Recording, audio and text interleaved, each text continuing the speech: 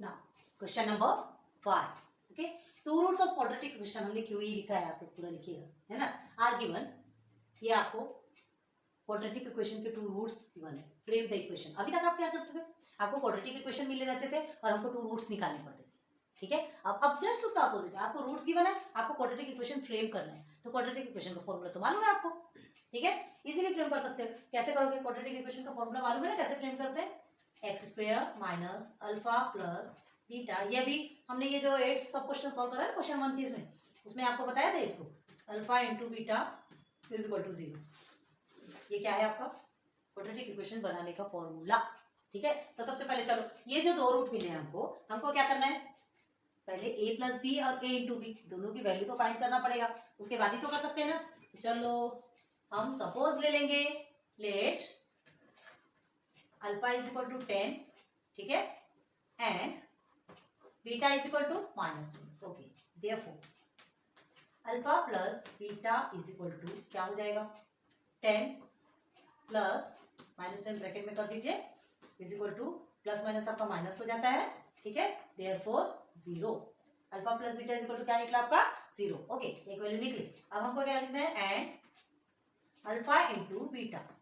Alpha into beta फिर से उसे ही लेंगे 10. ठीक है, मल्टीप्लाई बाई -10. तो क्या होगा आपका आंसर 100 आएगा, बट माइनस में आएगा. तो अल्फा इंटू बीटा की वैल्यू हो गई आपकी -10. बस अब हमें क्या करना है, क्वाड्रेटिक इक्वेशन बनाना है, फ्रेम करना है. तो सब उसके लिए हमको क्या चाहिए, फॉर्मूला चाहिए. तो फॉर्मूला लिखेंगे तो क्या लिखेंगे, नाउ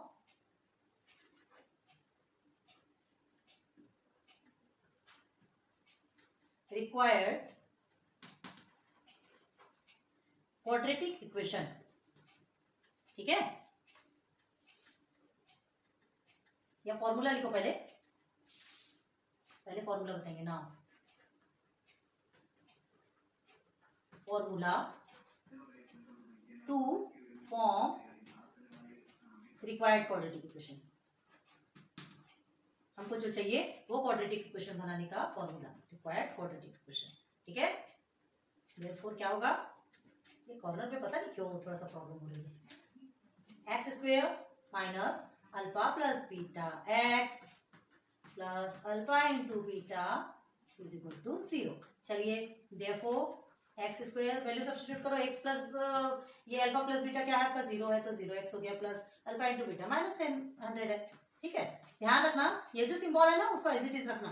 बाद में हमको क्या करना है वो बाद में देखेंगे, पहले जो है बिल्कुल सिस्टमेटिक वैसे ही सब्स्टिट्यूट करते चलो. ठीक है, अब ये 0x का कोई मतलब है क्या, तो ये -0x आपका हट जाएगा. Therefore X square is equal to plus minus minus हो गया, तो -100 is equal to 0.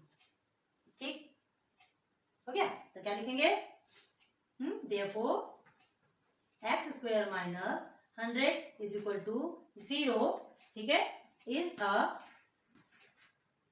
QE quadratic equation of roots. पूरा आप आंसर सिस्टमेटिक लिखिएगा.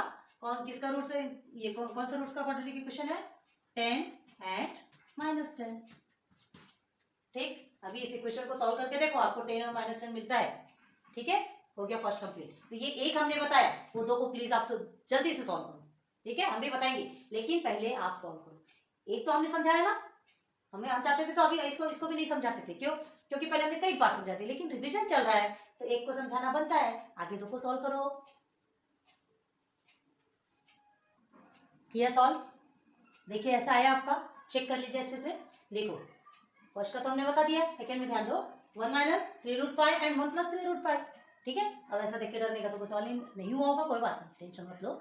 लेकिन आपने अपनी तरफ से कोशिश तो की ना, बहुत बड़ी बात है, कोशिश करना मस्ट होता है. ठीक है, चलिए फर्स्ट हमने तो ये लिख दिया दोनों भी रूट्स को.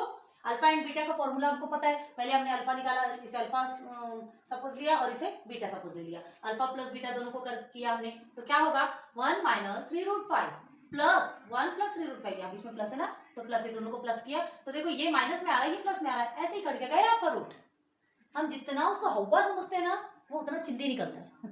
सो प्लीज ज्यादा लोड लेने की जरूरत नहीं है. ये 1 और 1 तो वो बचा है आपका, दोनों भी प्लस में, तो ये आपका हो गया 2. Okay, and alpha into beta लेंगे, तो अल्फा इंटू बीटा के लिए मल्टीप्लिकेशन है ना, तो दोनों भी ब्रैकेट के अंदर रखेंगे. इसे भी आप ब्रैकेट के अंदर रखेंगे, ओपन भी करेंगे, तो मतलब तो एक ही होना है. ठीक है, इसलिए थोड़ा सा ध्यान से. अब ये दोनों देखिए, ये क्या है, a प्लस बी और a minus B a plus B के फॉर्म में है क्या, दिख रहा है ना। चलो ठीक है, पहले हमने प्लस लिखा बाद में माइनस लिखा, मतलब तो कि ठीक है ना, इस ए प्लस बी को पहले लिख दिया, माइनस बी को बाद में लिख दिया, एक ही मतलब होता है, लेकिन इसका मतलब क्या होता है, square minus B square formula आपने पढ़ा है, बचपन से पढ़ा है, ठीक है। तो क्या करेंगे अब, इस फॉर्म में हमको रखना है, मतलब हमें A square minus B square रखना है, क्योंकि A plus B A minus B के फॉर्म में है। अच्छा से देखो एक बार, है ना, A plus B A minus B के फॉर्म में, तो हम उसे A square minus B square के फॉर्म में रखेंगे, ठीक है। तो 1 whole square minus 3√5 whole square, 1 whole square तो 1 ही होगा, ठीक है। एंड माइनस 3√5 होल स्क्वायर आपका क्या रहेगा, माइनस तो आपका यहाँ हो गया, 3 3 9 हो गया, और √5 क्या होता है आपका, √5 multiply by √5 is equal to 5 होता है ना। सिंपल करेंगे तो वैसे ही होता है, ओके। सॉरी, अब देखो, अब 9 5 से 45, अब ये 45 में से 1 को माइनस करोगे तो आपको तो 44 ही मिलने वाला है, क्योंकि बड़े डिजिट के आगे minus. Okay, now formula to form required quadratic equation is, ये फॉर्मूला हमने लिखा, फॉर्मूला में सब्स्टिट्यूट किया है, एक अल्फा प्लस बीटा हमको 2 मिला और अल्फा इंटू बीटा हमको -44 मिला, -44 ब्रैकेट के अंदर रखना है, ठीक है, क्योंकि यहाँ पे प्लस है, नहीं तो धोखे में आ जाओगे, बाद में इसे माइनस प्लस देके आप माइनस कर लो, ठीक है। तो हो गया x square minus 2x minus 44 is equal to 0 is quadratic equation of roots 1 minus 3√5 and 1 plus 3√5। Clear हो गया, आ जाइए इधर 0 एंड 7, ठीक है। Alpha 0 beta 7, alpha plus beta 0 plus 7 0 होता है, and alpha into beta 0 into 7 तो 0 ही होगा, ठीक है। मल्टीप्लाई करोगे तो 0 ही आता है। Formula to form required quadratic equation is x square minus alpha plus beta की वैल्यू आपको 7 मिली, अल्फा इंटू बीटा की वैल्यू आपको 0 मिली, ओके। फिर सिंप्लीफाई करेंगे, सिंप्लीफाई करेंगे तो क्या होगा, 7 डायरेक्ट आपने लिख दिया, क्योंकि यहाँ पे कहीं भी माइनस वाला प्रोसीजर क्या नहीं है, ठीक है। तो डायरेक्ट आप सब्स्टिट्यूट करो, बस यही आपकी वैल्यू आ गई। So this is a quadratic equation of given root 0 and 7। Clear हो गया, तो ये 5 के तीनों भी आपके क्लियर हो गए, बहुत अच्छे से समझाया आपको, ये हमने अच्छे से समझाया। फिर आपको ये आपको होमवर्क जस्ट मिनट के लिए होमवर्क दिया था, ठीक है, थोड़ी देर के लिए होमवर्क दिया था, और उसके बाद फिर हमने आपको सॉल्व कराया।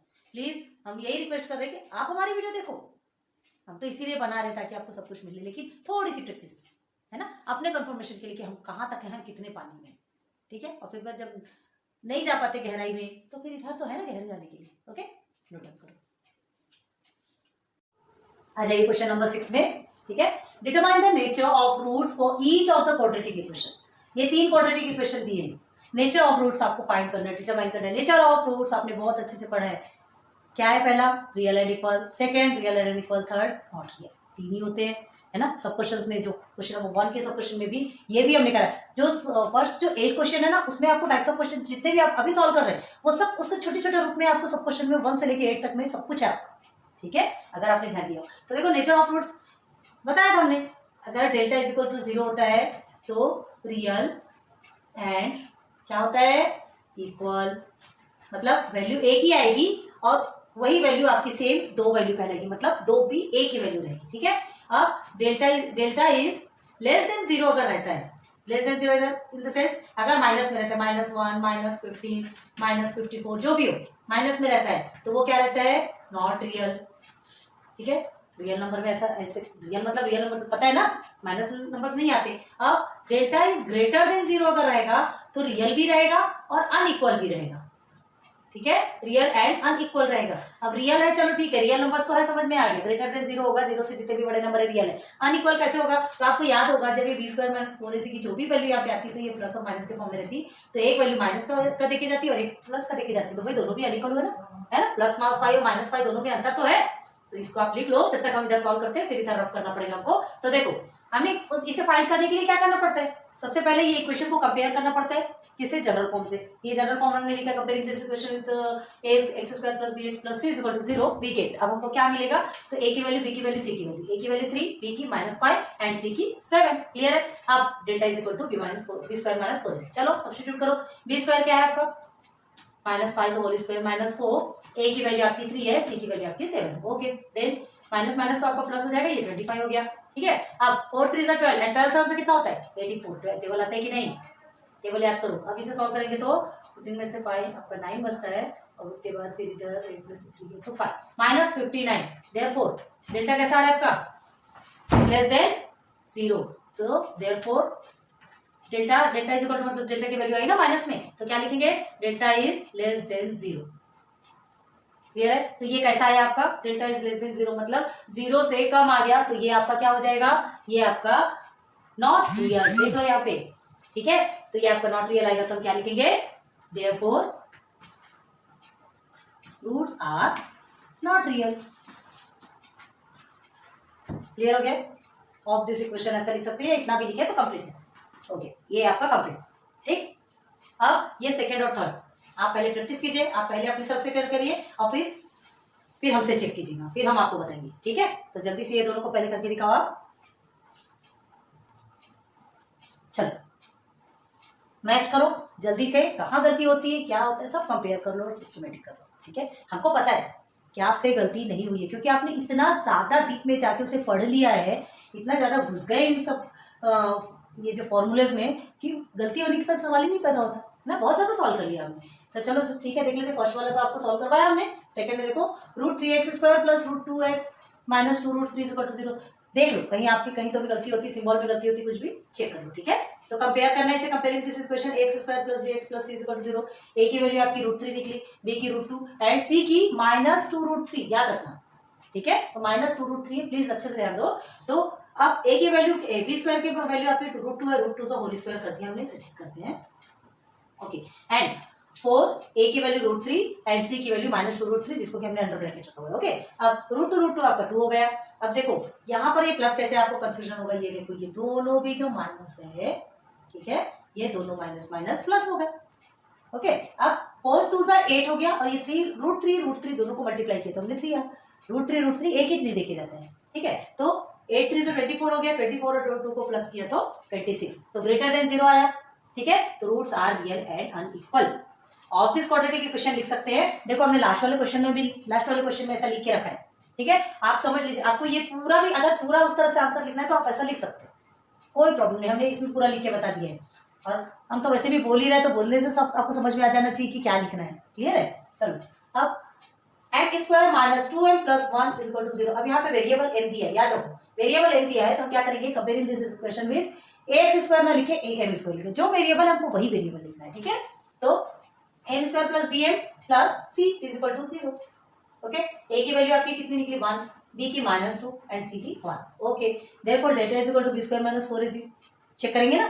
चलो, b² आपका कितना है, -2 है, तो -2 का होल स्क्वायर। अब ये -4 a1 c1, -2 4 होता है, याद रखो, है ना। 2 × 2 भी करेंगे तो 4 होगा, -2 × -2 भी करेंगे तो आपका 4 ही आएगा। दोनों में भी आपका आंसर पॉजिटिव 4 ही आता है, निगेटिव नहीं आएगा। ठीक है, और ये इसको भी मल्टीप्लाई करो, आपको 4 होता है, तो 4 - 4 0।